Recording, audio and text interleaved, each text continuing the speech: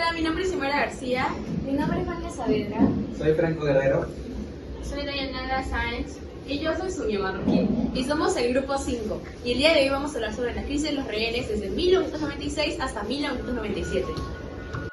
Entre los años 1996 y 1997 ocurrió la llamada Crisis de los Rehenes, quien tuvo como protagonista al grupo MRTista. Este grupo era un grupo armado que logró meterse a la embajada japonesa y, al conseguir 700 rehenes que fueron invitados en ese momento, intentaron exigirle a la policía liberar a todos aquellos del grupo MRTA que fueron encarcelados en diferentes prisiones del Perú. Posteriormente se realizó la operación Chavín de Huántar, pero eso no es importante por ahora.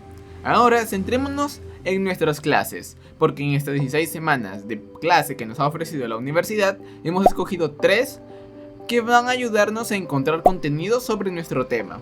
Estas son la semana 12, sobre las luchas contra la subversión, la semana 14 con el regreso a la democracia y la crisis de los 80, y por último la semana 15, que es el declive del terrorismo y el crecimiento económico. La principal causa de la toma de la embajada por el grupo MRTA fue que ellos decidieron tomar esta acción extrema para lograr la liberación de sus compañeros encarcelados en ese tiempo, además de presionar políticamente también al presidente Alberto Fujimori. Según el Instituto de Democracia y Derechos Humanos de la PUC 2008, a finales de 1996, el MRTA estaba muy debilitado, pues muchos de sus dirigentes habían sido capturados en operativos previos. Además, ellos exigían el traslado de rehenes y captores a la selva central, cambios en la política económica y un impuesto de guerra.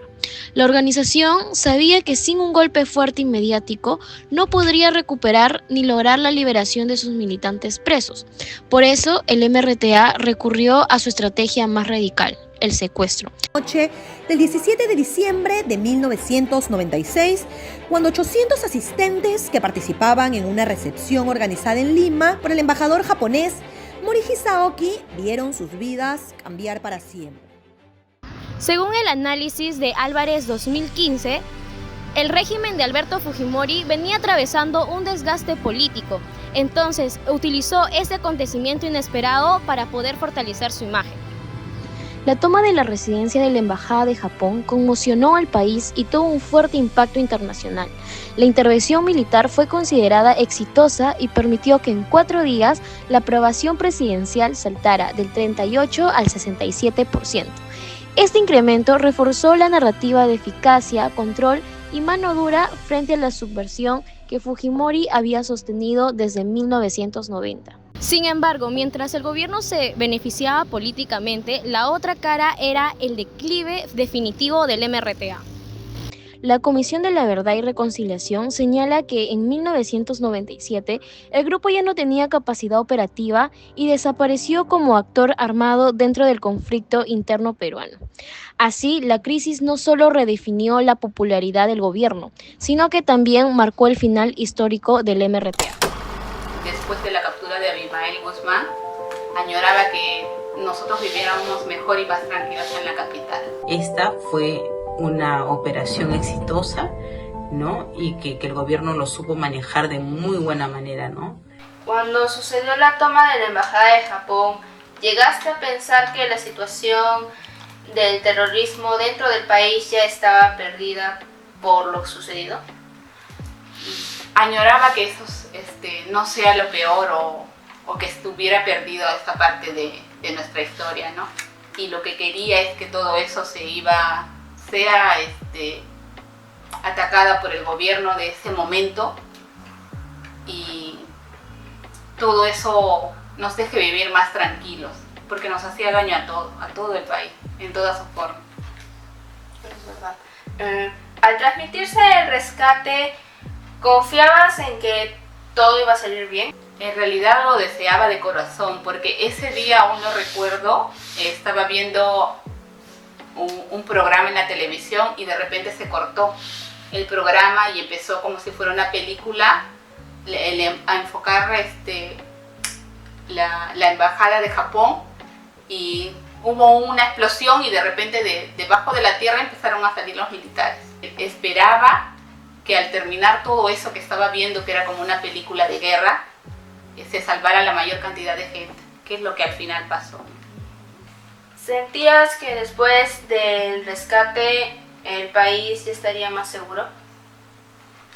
De hecho, sí, estuvimos un poco más seguros. Los que vivimos en la capital habíamos vivido ya muchas cosas. Los coches bombas, los paquetes que de repente encontrabas en media calle y que si lo pateabas explotaban, las voladuras de las torres de alta tensión que nos dejaban sin luz todos los días,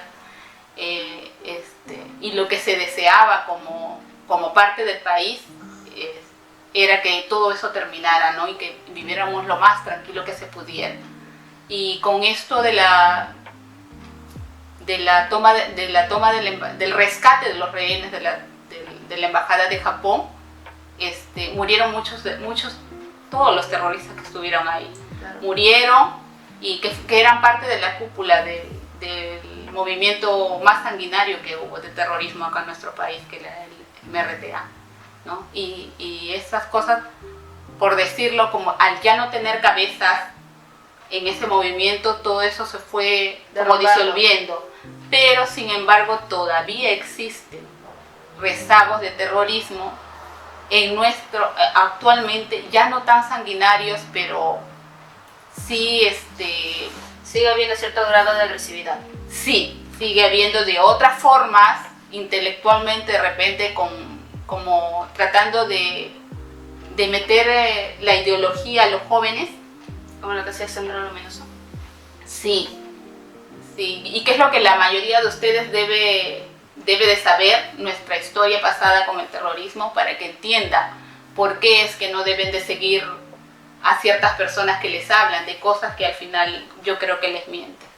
¿Cómo te sentiste al enterarte de la noticia de la crisis de los rehenes en la residencia del embajador de Japón? ¿Estabas asustada o preocupada? ¿Cuál era tu situación o tu sentimiento en ese momento? Sí, bueno, en ese tiempo todos estábamos atentos, ¿no? A las noticias que pasaban a diario.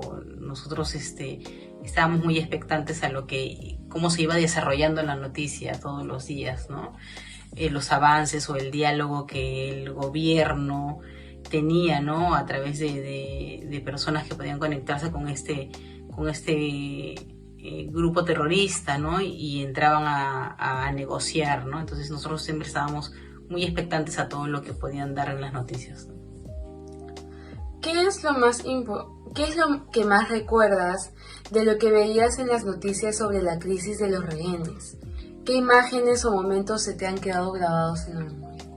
Yo recuerdo mucho cuando el cardenal de ese tiempo entraba a la embajada, ¿no? Y él era también una especie de... hacía como ese intermediario, ¿no? O sea, podríamos decir el representante de la Iglesia Católica, ¿no?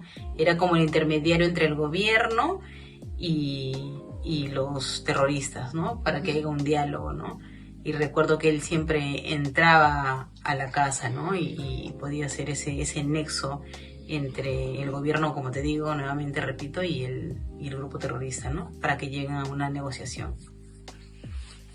Y por último, para finalizar, ¿cómo crees que la crisis de los rehenes y la operación Chavín de Huántar afectaron la percepción del gobierno y del MRTA en la sociedad peruana?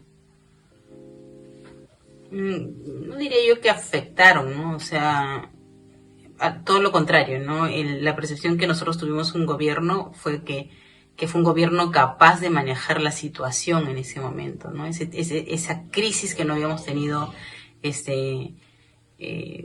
era algo nuevo quizás para nosotros que estamos viviendo como país, ¿no?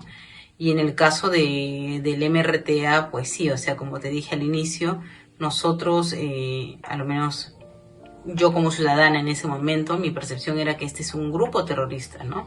Y entonces había que ir contra ellos, ver la manera de cómo luchar contra ellos, ¿no? Entonces yo creo que nuestra percepción de los ciudadanos peruanos es que esta fue una operación exitosa, ¿no? Y que el gobierno lo supo manejar de muy buena manera, ¿no? Y se pudo cortar con este grupo terrorista, ¿no? Bueno, eso sería todo. Muchas gracias, Marcia. Okay, gracias. En conclusión, la crisis no solo simboliza la caída del terrorismo armado, sino también un punto de reflexión histórica en el país. Dejó lecciones sobre la necesidad de preservar la memoria, fortalecer instituciones democráticas y entender el pasado para evitar que la violencia sea nuevamente utilizada como una herramienta de presión política. Sobre todo, nos recuerda que la paz y el diálogo son base para construir un Perú más unido, democrático y con mejores oportunidades hacia el futuro.